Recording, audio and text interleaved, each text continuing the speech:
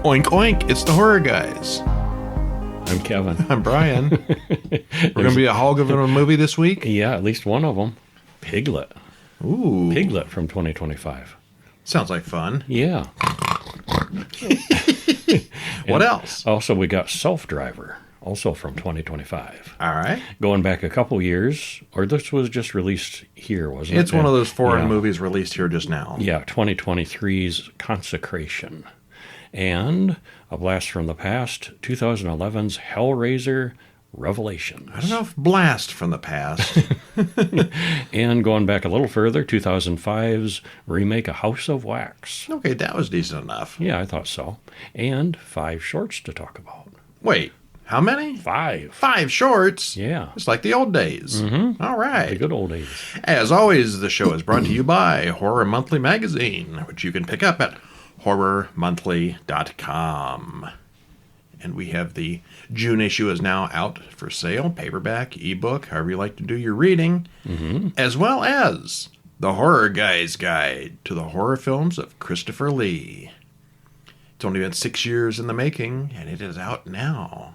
He did a lot of books. I mean, a lot of movies. He didn't do many books. He didn't do many books. Lots of movies, though, Lots of movies. Got 2 more Horror Guys books in the works that'll be out this year sometime. Nice. Yeah, very nice. All right, so first up, we are going to look at Piglet. Oh, Pooh, what do we do now? There is no Pooh in this one, because this isn't from the Pooh and Blood and Honey universe. It's not from the Poohverse. This is from the Peter Pan's Neverland Nightmare universe, isn't it? It is. Yeah. Yep, same folks that brought you that fine film. That movie is something else, and so is this one. Yeah. Directed by Andrea M. Catinella, written by Harry Boxley, stars Alexander Butler, Lauren Staerck, I don't know, and Alina Desmond, hour and 23 minutes, so it is at least blissfully short. And there's a trailer in the show notes. Well, this has in common with the Peter Pan movie. There's no magic. No. They took all the magic out and set these things in the real world, and they're horrible, and not in a bad way, in a horror way. Yeah. This Piglet is just a big mutated guy wearing a mask and having a big appetite for killing. It's kind of reminiscent of Leatherface a little bit from Texas Chainsaw Massacre. The one criticism we do have, the music and the accents required subtitles. There's one scene especially at the beginning where the maybe if you can make it through the first 10 minutes, it'll probably be okay. But that first minutes was bad. Yeah, we had to stop it and go back, and we had to turn the subtitles on to see what they were hearing. Because the music was kind of drowning out their dialogue. Yeah. Yeah, their accents are bad throughout the movie, but in the beginning, the music was so terrible, and plus the accents, we had to actually go back and read what was going on. Yeah. Yeah. I think you were a little harsher on it than I was. I found it more entertaining than not. Okay. Yeah. But we both agree it didn't really show enough to be interesting, enough new. It borrowed from a lot of ideas. It's a big killer guy in a mask. Like it's a slasher Michael guy Myers wearing a pig mask. A Michael Myers or, without any magic. This was our same complaint about one of those Popeye movies. It was just a slasher who looked like Popeye. They had none of the I am what I am kind of stuff. There's no catchphrases. Yeah. There's no Pooh here. This is just Piglet, and Piglet he didn't speak, did he? No. Didn't think he said a word in the whole thing. Yeah. Yeah, it's just a guy in a pig mask. Yeah. If you like your slasher movies, it's perfectly fine. For a slasher movie. But as far as, something a new. Piglet movie or a Pooh kind of movie, no, not so much. Yeah. Well, anyway, a prison van stops in the woods so the driver can pee. Wouldn't they carry like a bottle or something? Probably not. Is it true what they say about him, about the experiment and his family? The prisoner was part of a scientific experiment that deformed him. Dr. Bickley turned the scrawny man into a huge killing machine. So he's like Captain America. No, actually, he's just a fat guy in a pig mask. Well, he's big and it's not all fat. He's a big guy. Well, okay. Yeah. He then murdered all the people in the prison. Naturally, the prisoner gets out of his chains and kills all 3 of the inept security guards. Yeah, this is a prison transport, and they all wear hats that say security, not police or anything like that. Well, maybe it was some kind of secret thing, special transport. But at one point the Piglet character, he's killing one of the guards, and the other guard sitting across from them, pulls out her gun, Oh, yeah. and just sits there watching Piglet kill the guy. And then he kills her, of course, too. Like, Because she's got a gun. Pointed the gun at in him for her like 2 hand. minutes and just too scared to use it. Yeah. She Well, wasn't- the masked killer then returns to his lair and puts on a pig mask. Credits roll. And again, the sound in this part was really terrible. I don't know what they were thinking. I think they may have recorded it in the back of a van or something. It really was bad. But It gets it better. improves after this. Yeah. A man in a cowboy hat talks to Piglet about the girls who will be coming to stay at the farm. Piglet can have his pick of one of the girls. The rest are going to go in the freezer. You skipped a bit about the carload of party girls. I said that. No, they stop by the side of the road. And throw Oh, up. the whole first paragraph. The One of carload of party girls who stop on the side of the road so one of them can throw up. Kate is upset about hiding from her insane boyfriend. Now, whenever a girl in a movie throws up, you know she's pregnant. It's a trope. But here, I guess, she's just very nervous. 2 other girls talk about the pig serial killer who used to operate in the area. The man in the cowboy hat... a stranger comes out of the woods. I'm really messing up this story, huh? And tells them not to go to the camp, as bad things always happen there. Harbinger. Yeah. Well, the girls arrive at Mr. Hogarth's farm for the first time in 10 years. Kate has been there before. Well, the 2 sisters have been there before. Kate sees Piglet in the woods, but only for a moment. It's one of those turn around and he's gone things. Mr. Hogarth, the man in the cowboy hat, shows the girls around. He runs the camp. He seems nice, but we know he's in on it. On the road, 3 other people stop the car with a breakdown and have to walk the rest of the way to camp through the forest. I don't know what the deal with Courtney is. I thought at first she was autistic or something, because she makes them to stop it so she can draw, and they don't dare interrupt her. And yet later on, she just seems, Perfectly normal. Yeah. Yeah. I guess it's just a weird group. As they wait, the other 2 stop and have sex. Piglet kills the couple, Riley and Bruce, with a big meat hook. Courtney goes looking for them and finds herself in a bear trap until Piglet catches up to her.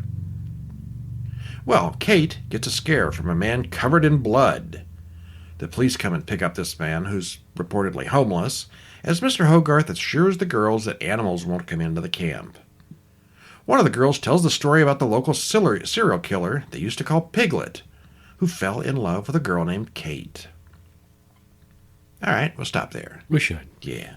Stuff happens. Yeah. Killing stuff happens. It does. Well, this, as you've said already, this is not part of the Poohverse. It's not part of the Blood and Honey group, as this version of Piglet is just a deformed man wearing a pig mask, not a mutant animal or anything like that. The mask, however, looks just like the one in Blood and Honey, but it's a whole different story. So that causes some confusion. I wonder if both filmmakers went to the same hot topic. Maybe. The weird family is more closely related to the one in Texas Chainsaw Massacre than the Pooh people. The Pooh people. The Pooh people. Oh, there's so many things. How'd you like to be known as phrases one of- you'd never say. I think you'd say. Oh, with you're one of these. the Pooh people. The music was so overbearing in the beginning that we had to turn on the subtitles to catch all the details of what was being said. The thick accents all around were strong enough that we would have probably needed the subtitles anyway. It said that it was made in the UK, but they all sounded very Australian to me. Very thickly accented. Yeah, they did. The acting is pretty weak, and the accents are just atrocious. But if you can make it through the pre-credit sequence and keep your sanity, you might like this one. The opening scene was the worst of. Well, I'm really slamming on that opening scene, huh? Yeah, you need to let that go. We almost didn't make it past that first 10 minutes. But it never really excels. It's a slasher movie, though. It's not awful for a low-budget indie flick. It doesn't do anything we haven't seen many times before. Never thought I'd say it, but it's no Pooh, Blood and Honey. Well, I don't disagree with any points you made, but I did find it entertaining enough to keep me interested. All right. Which is a fundamental requirement. I must be entertained, and it did. So, Well, as far as a this moderate thumbs universe, up. I like this The one gore- better than the Peter Pan movie. The gore kill, it's got a lot of that. The effects are realistic. Yeah, it's got good kills, good gore. Yeah, it's got this good all the stuff. It's a decent horror movie. Mm-hmm. I just a little let up with the Piglet, much like the Peter Pan movie. That's something, that is, a development with technology and, how consistent they can be with gore effects now, how realistic that stuff can be now. Even the cheap movies can do compared it to- really well. Yeah, the technology and know-how has really gotten better over the years to make it look gory. Well, now let's look at 2023's Consecration that just recently came out. Directed by Christopher Smith, written by him and also Laurie Cook. Stars Jenna Malone, Danny Houston, and Thorin Ferguson. Hour 31 minutes. Trailer in the show notes. And we're not going to be able to talk about this in depth without spoiling it. Yeah, we're not going to do that. We'll give you a little taste, though. Yeah. It's got a little bit of a slow start, but we do gradually get to find out what's really going on and who's all behind it. Kind of a mystery. The movie blurs the lines a little between good and evil, right and wrong, and raises some questions about who is really in charge. We thought it had a cool wrap-up and liked it a lot. Well, it's got Danny Houston as an important priest, so you know who the villain's going to be, right? Right. Yeah. Does he ever play a good guy? Well, maybe. It's complicated. What happens? Give us a start. There's a woman walking down the street thinking about guardian angels, and suddenly an old nun crosses the street, walks up, and points a gun at her. Nun assassins. Yeah. Wasn't that a Monty Python skit? It should have been. It should have been, yeah. Well, and then we go flashing back. We cut to the same woman, Grace, giving an eye exam to an older woman. She goes to see John, an old friend and teacher, about the woman's case. And she goes home to work on her computer. Suddenly the lights go out. And we get glimpses of a nun in the background inside the house, but Grace doesn't see anything. And then she gets a phone call from the police, who say they found the body of her brother, the victim of a murder-suicide. The prayers are coming from inside the house. Yeah. Well, credits roll as she travels to the remote convent where her brother's body was found. DCI Harris fills her in on the investigation. They think Grace's brother, who was a priest, killed another priest and then himself. Harris is trying to put together what actually happened and why. He tells the story about how one of the nuns thought they saw the devil and poked her own eye out. They're a pretty extreme sect of nuns here. They're very cloistered and very uptight. And she's told on the way in that they're kind of a radical group. Mm-hmm, yeah. Well, Grace and Harris meet Mother Superior, and we see that Grace isn't at all interested in religion. The old woman blames a demon for the deaths, and she gets a vision of Michael warning her. Yeah, Michael the priest, warning her that it's not safe there, and then she faints. When Grace wakes up, she meets Father Romero from the Vatican. She goes back to sleep and dreams about a Middle Ages witch hunt. Well, then she goes to the place where Michael died, sees many nuns dropping off the same cliff. They're like lemmings. Yeah, well, just another vision. She faints again and wakes up in the convent. And she confronts the whole group of nuns at dinner time. Okay, so it's a murder mystery with some weirdness going on besides that. Uh-huh. And it gets a whole lot more supernatural as it goes on. Yeah, it does. It's slow going in the beginning. We don't know who's good or bad for a very long while, although we have our suspicions. Still, the mystery and suspense build up continuously, and it does come up to a very fun ending. I liked the conflict between Romero and the Mother Superior, because he's the boss from Vatican. She's been working there for like 70 years and runs everything, and he shows up and he's in charge. Yeah, and she's like, no, you're not going to tell me what to do. And he's like, the chain of command is God, and then me, and then you. He's always fun. He should do more horror. Yeah, he should. It looks good. It's well acted. It's a mystery where we do get all the answers in the end, and I liked it. Yeah. Yeah, it was fun. Yeah, like the places that went with theology and angels, and how far do people go to protect the status quo? It is not an exorcist movie. No, it isn't. Whenever you get the priests and the churches and the nuns, you're thinking exorcisms and possessions, and no, it's not like that. Not this time. No, but it was very good. And that takes us to 2025's Self-Driver, which just came out this week. Written and directed by Michael Piero, stars Nathaniel Chadwick, Reese Presley, Lauren Welchner. It's an hour and 30 minutes, and there's a trailer on the show notes. And I think you should watch this trailer. Mm-hmm. I thought it was kind of awful. That's what I was not coming into this looking hopeful, and I think it's my favorite movie of the week. Going to say something about that. Yeah, the trailer looks iffy. It doesn't do it justice. Yeah. Go ahead and watch the trailer, but don't discount it if you don't like the trailer. Because it's very good. Yeah. Again, my favorite of the week. Yeah. Nathaniel Chadwick is the main guy. And I thought he was perfectly cast, which is good since the majority of the movie is him driving around in a car. Yeah. And there's lots of supporting characters, weirdos that show up as passengers and other things that happen, but it's really about him. Yeah. Moves well and keeps getting more and more complicated as the night goes on. Yeah, it does. Yeah, we both liked it a lot. All right. Spoiler free, what happens? That was spoiler free. Oh, okay. Well, we're not going to spoil it much more than that. A man drives a car as the credits roll. The driver's name is D, just the letter D, and D eats his generic fast food in the car, gets a phone call from his landlord, which he ignores. That was noticeable, too, how generic that was. Food. Yeah, burger. His girlfriend calls and asks when he's coming home, but this is Friday, the day that pays the best. She complains that there's no Wi-Fi. He didn't pay the bill. Money is short. Didn't Money pay is an for issue. Wi-Fi, and landlord's calling. We know what's up. They're struggling. Well, he opens their Vroomer app. Vroomer? I think it's Vroomer. Vroomer app? Yeah. It's a rideshare thing, like, all those other rideshares. VRMR exclamation mark. Yes. Yeah. He picks up people and takes them wherever they want to go, and does a variety of weird characters that are all critical. They all complain a lot. And they are annoying. Mm-hmm. They're working retail only in your car, so it's even worse. It's a hard job. One of the clients offers him a business card for Tonomo, a new company that offers better pay and a signing bonus. He's promised he could make $4,000 or $5,000 a night with the right attitude.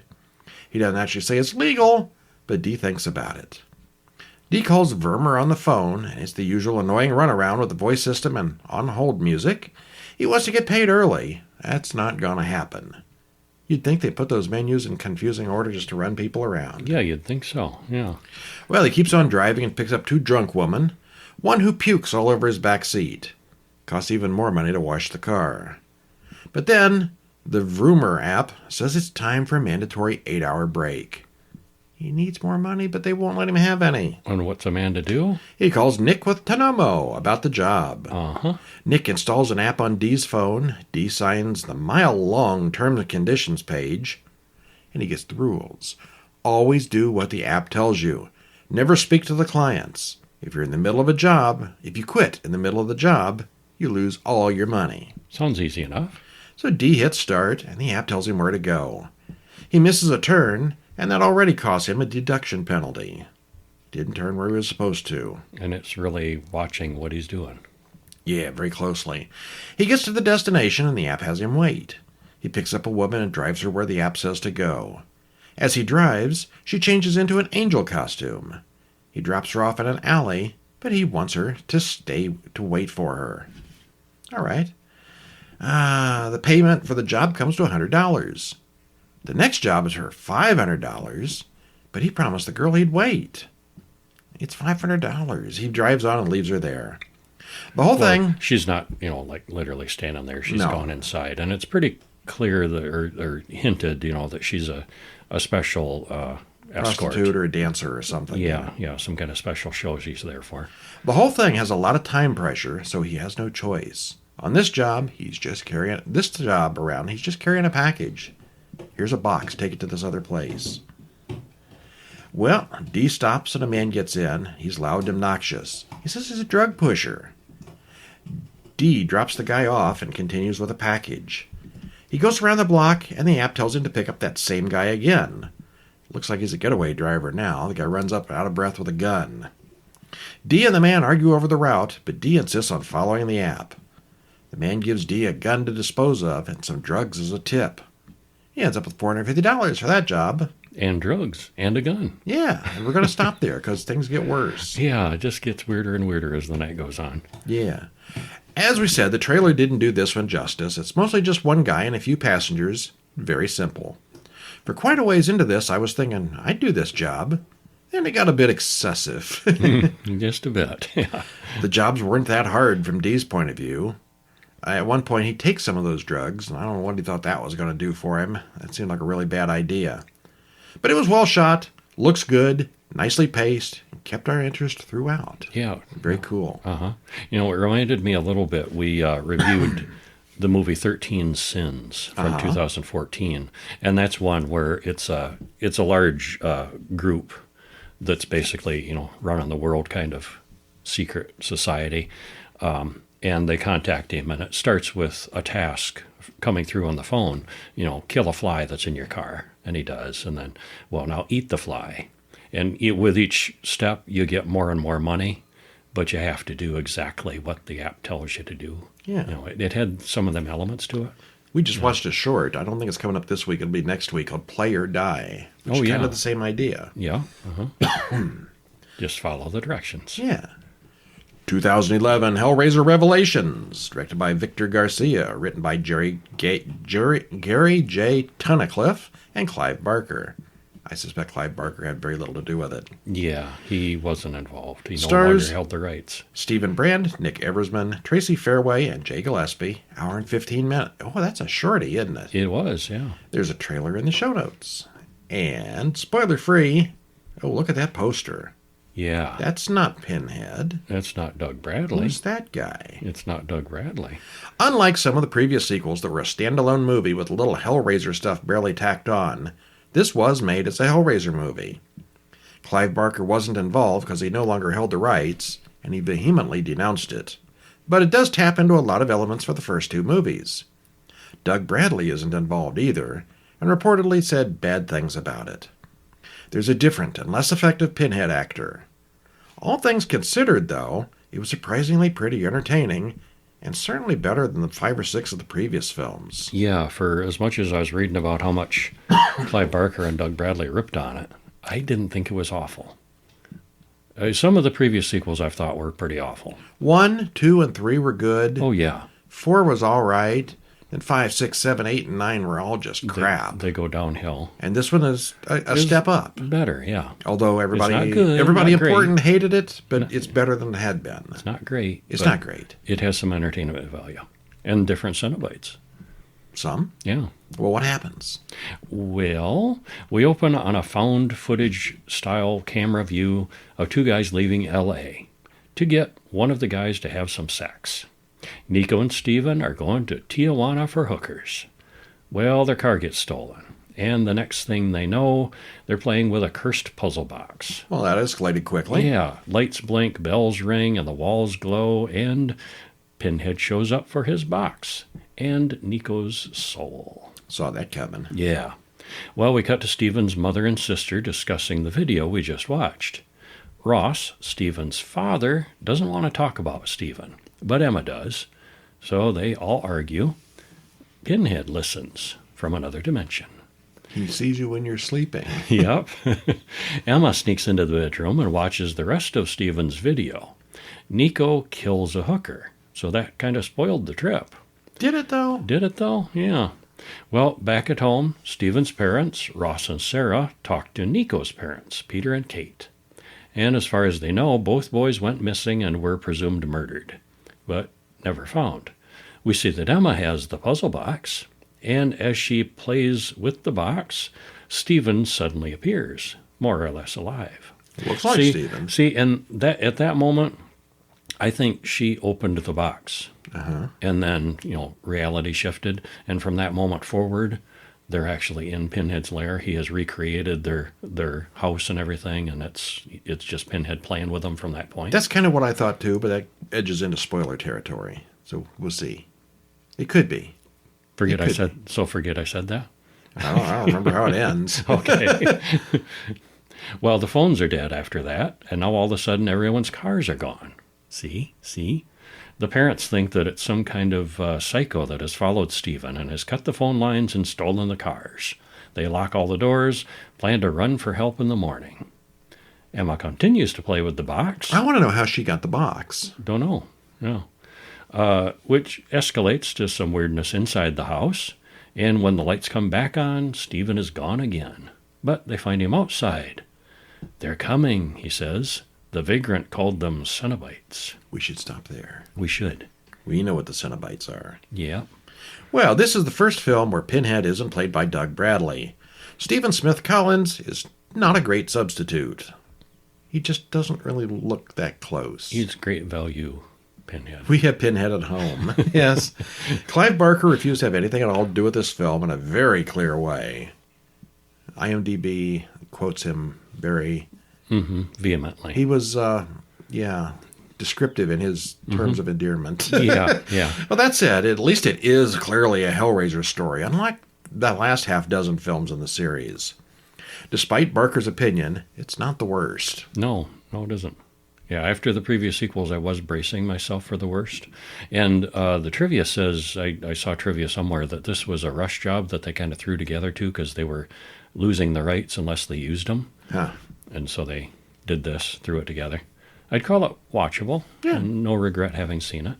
Well, I mean, it's not as good as the early ones, but it is, like you said, it's a step up. Yeah. And next up, House of Wax from 2005. Directed by Joan Collett-Sira. Written by Charles Belden, Chad Hayes, and Carrie Hayes. Stars Michael Murray, Paris Hilton, Elisha Cuthbert. Hour and 53 minutes, so it's the longest thing we've got this week. Chad Michael Murray. Oh, okay. He got 3 names. Well, that's not fair. Everybody else only got 2. Well, you could have 3 if you used them all. Okay. Yeah. Well, it's a remake in name only of the 1953 original. That said, though, it had a good script, actors that knew what to do with it, good direction, and excellent special effects. Plus, it had some top-notch death scenes. It's a good one to go into blind if you can. We thought it was very entertaining. I read once that... I wasn't expecting much. It was good, though. Yeah, I saw that. I read once that Paris Hilton, part of the appeal was when she found out how she gets to die. Okay, spoiler. Paris Hilton dies in it. Yo, shocker. Yeah, but the method of her death scene, she was fully on board with that. Ooh, that sounds like fun. Well, to start out, it's 1974, and we watch from the point of view as someone, a smoking woman, fills a mask mold with melted wax as their child calmly sits and eats cereal in the high chair. Not that the kid was going to get a wax mask in the face like Dr. Doom, but didn't happen that way. Well, that's what it was, though. She was making masks for the deformed kid. Well, yeah, not hot. Oh, burn. not hot. I thought it was going to be a torture kind of thing. Oh, not a torture kind of thing. No, because his face was messed up.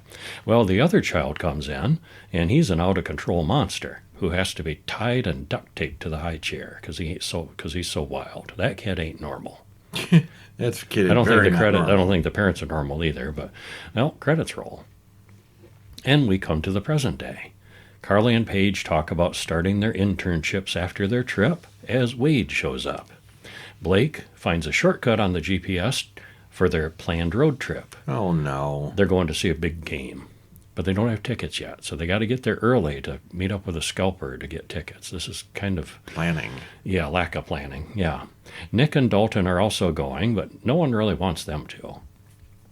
Halfway through the shortcut, there's a detour, and they all decide to pull over for a nap. Nick is just out of jail, and he blames Carly and Wade for ratting them out. Nick and Carly are twins, and they clearly don't like each other much. There's some friction between them. The wind picks up. There's a terrible stench coming out of the woods. It's more than a nap. They're decided to camp for the night here.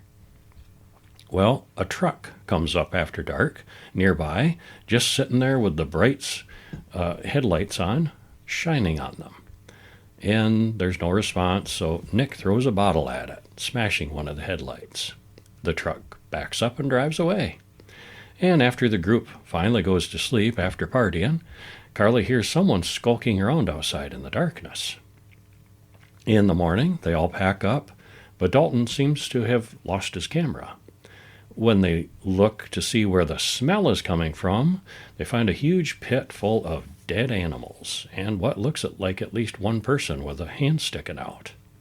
The group watches as a roadkill collector pulls up and dumps a carcass from his truck. That's the job to have. Yeah. Well, the truck in the hand is just, the hand in the pile is just part of a mannequin. So that's all right. He laughs. You thought it was a dead person, huh? Yeah. Well, they find out that Wade's car has been sabotaged from the look of it. His belt is broken. So Wade and Carly go with the roadkill guy to the gas station to get a replacement for the belt. The driver is kind of creepy, and he has a big knife, and the window won't open. And it's tense, but he turns out to be okay. Well, the road's washed out, so they walk the rest of the way into town. And meanwhile, the other 6 folks, Blake, Paige, Dalton, and Nick, get stuck in traffic in the big city on the way to the game. They're going to miss the game. So they finally decide to turn around and head back to where Wade and Carly are. And meanwhile, Wade and Carly have made it into the little town of Ambrose. Doesn't seem to be anyone on the streets, no one at all. But they do see some puppies, and they see a woman in the window. They go to the church, and there's a funeral in progress. They just get a quick look and slam the door shut again. Well, Bo comes out. He's kind of grumpy at first for them interrupting the funeral, but he runs the gas station. And the funeral's going to be going on for a while, so they decide to visit the big house of wax they walked past earlier. And hilarity ensues. It does.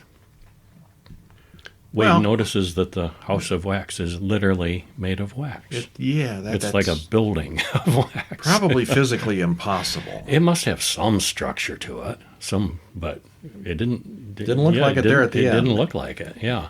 Town of wax would be more accurate.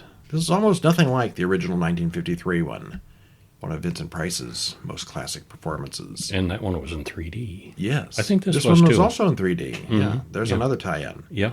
Of course, if you want to read about the Vincent Price 1953 version, there is a book out there. Mm-hmm. The Horror Guy's Guide to the Horror Films of Vincent Price. Ding. Subtle. The melting building toward the end was really well done. But where would anyone have gotten that much wax? There's so much wax in that town. The acting was fine, the characters were distinctive, and it did not get boring. The whole idea is a little hard to believe once you get the whole deal out of it. But overall, it was a fun movie. Yeah, it was. I think this was my 3rd viewing, and I enjoyed it. Yeah. I may have seen this when it came out, but I didn't remember much. Even knowing the twists, it's still a fun movie. Yeah. Hey, we got shorts this week. Time for some shorts. 2018, And the Baby Screamed.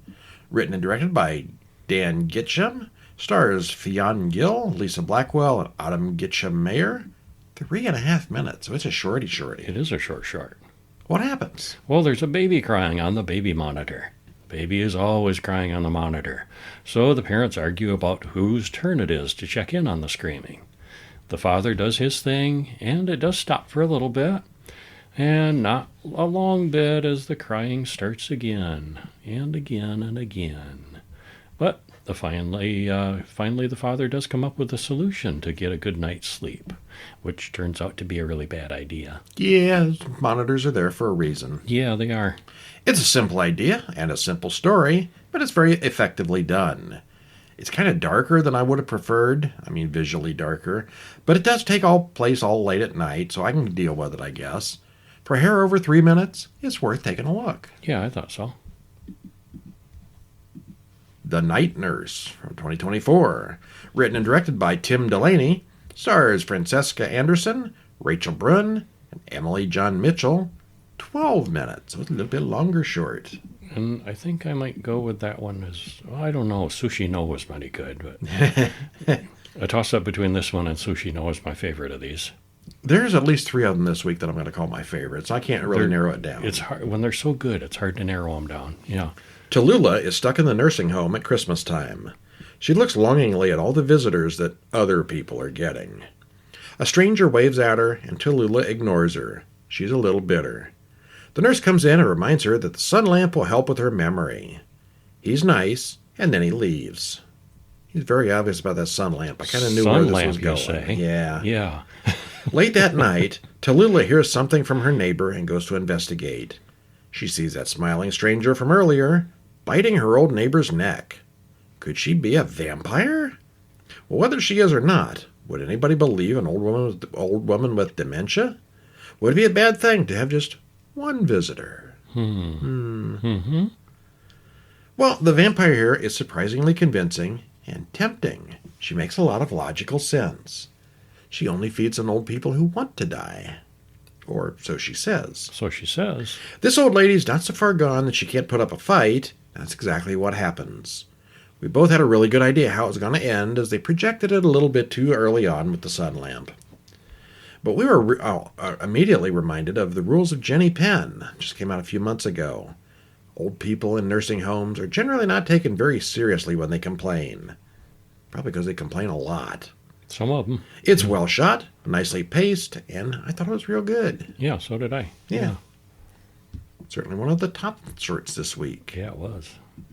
And then brings up to 2023's Red Velvet. Ooh. Directed and written by Blake Simon. Stars Austin Lynn Hall and Alicia Aroser. Runtime is 13 minutes on this one. All right. And all the shorts this week are available on YouTube. There's links in the show notes. So, yeah, watch them now. Of course, if you get our email newsletter every week, horrorweekly.com, you get an email with links, and just click on them. You can watch them right in the email, which is really nice. Don't even have to go to the site. Mm-hmm. Jack practices introducing himself. He's nervous about asking a girl out. He calls an escort service and orders an escort for his motel room.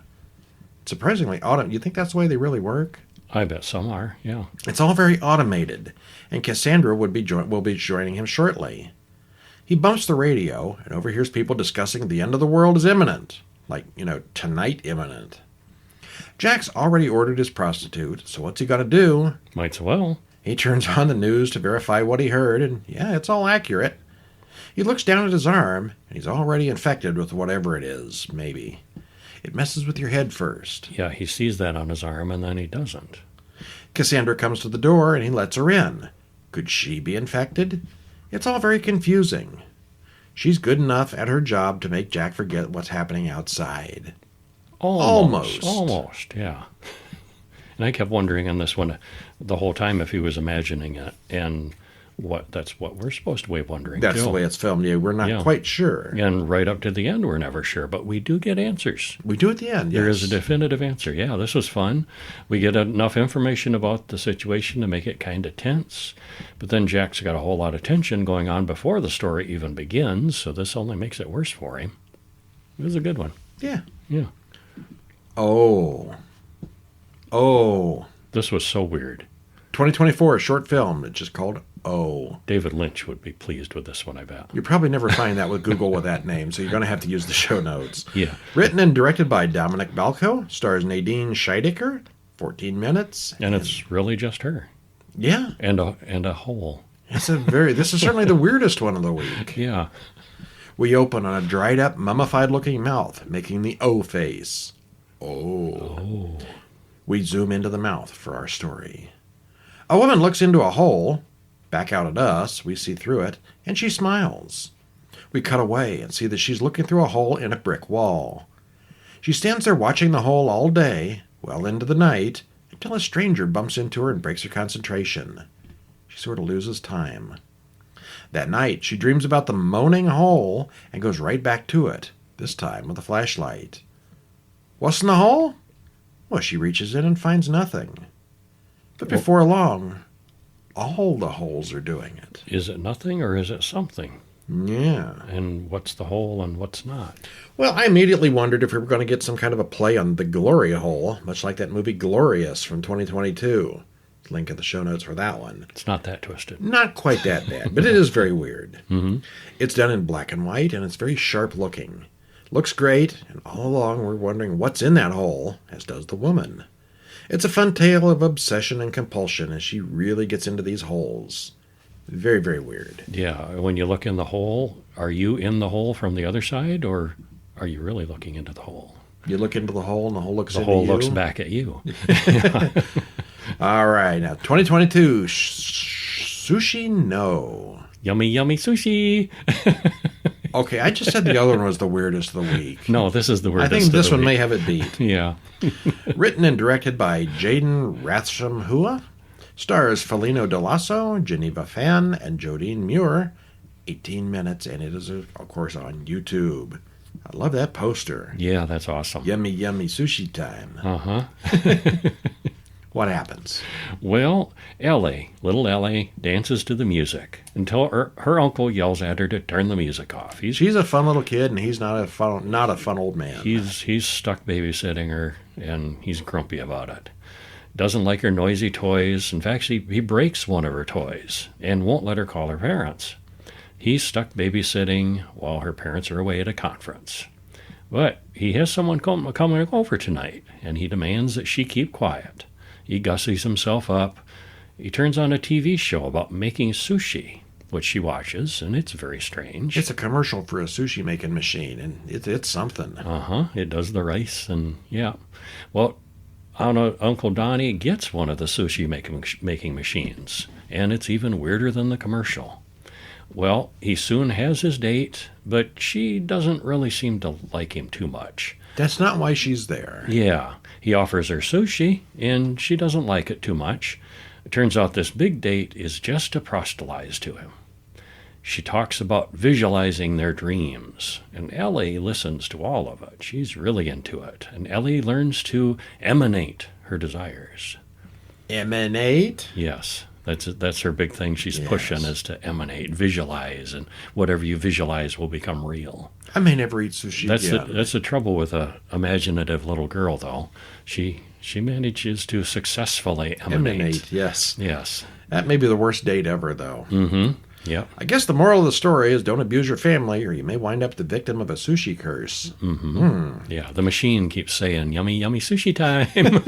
It's a little robot face. It's something. This is awesome. It's both silly and terrifying at the same time. Yeah.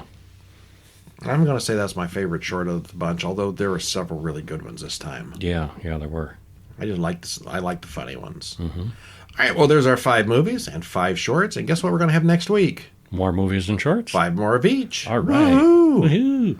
We may have a little announcement regarding these shorts, too. Okay. Yeah, they're going somewhere different now. I like surprises. I do, too.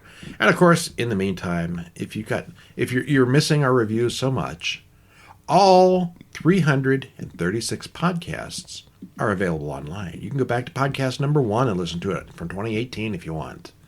They're all still up there. Don't have to pay. Don't have to jump through any hoops. Just go to your podcast player and download what you want. Just put them on in the background and have them playing 24 hours a day. Well, that's nightmare fuel.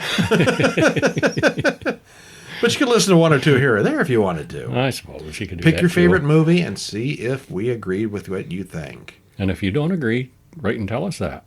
Well, there's over 2,000 movies at this point. So if you've seen something that's not real recent, we probably have done it. Or if you see something that you think we should and we haven't talked about it or don't know about it. Yeah. Tell us. Yeah, we're still working on 2025 and some 2024 movies here, but we want to hear about your favorites. We can't keep up. They keep making more. Like this morning, we just watched Green Room. I've been hearing about that for years and just now getting to it. Just now getting to it. Yeah, we'll talk about it in a week or two. Patrick Stewart is not a nice person in that. No? He's no Picard in that.